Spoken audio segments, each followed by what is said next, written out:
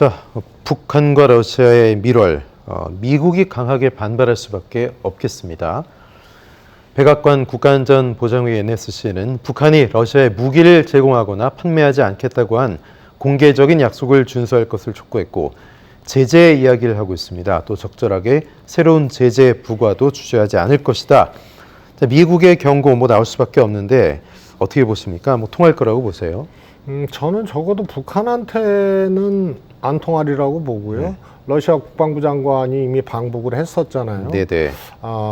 일단 그거는 특히 이제 다연장 로켓이나 152mm 포탄 같은 경우는 협의를 마쳤다고 봐야죠.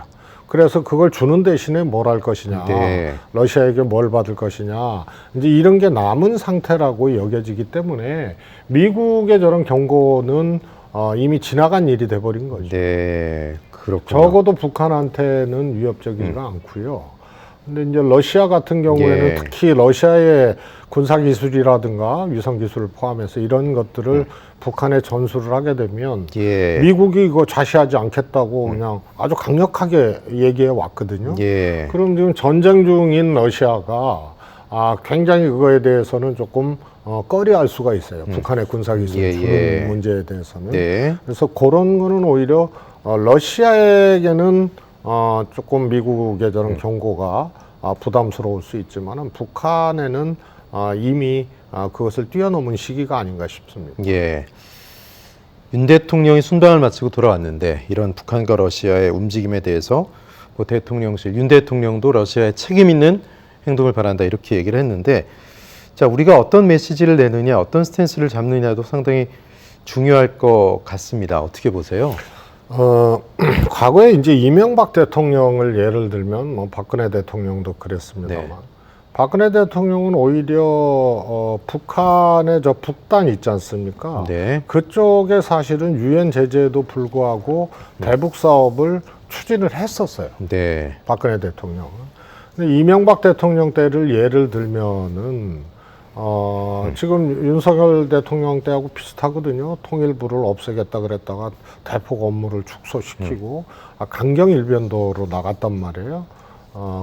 그래서 그런데 결국은 북한의 어떤 핵 도발이 있거나 미사일 도발이 있거나 또 이런 경우는 예의주시한다는 말 외에는 하지를 못해요. 네. 아무런 전략이 없고 강경일변도로 나가고 오히려 막 선제적으로 이렇게 위기를 고조시키는 그런 행위들을 하니까 결국은 할 전술이 없는 거예요.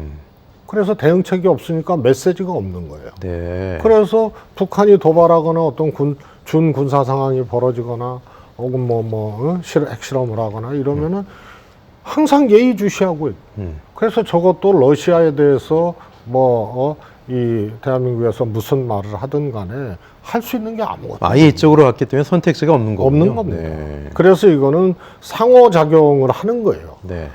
한미일 라인이 있으면 북중러 라인이 강화될 수밖에 없고 위기가 고조될 수밖에 없고 여기서 서로 선택지가 다양하지가 못하니까 네. 사실은 외교나 안보 정책이 사실은 굉장히 단선화되는 거예요.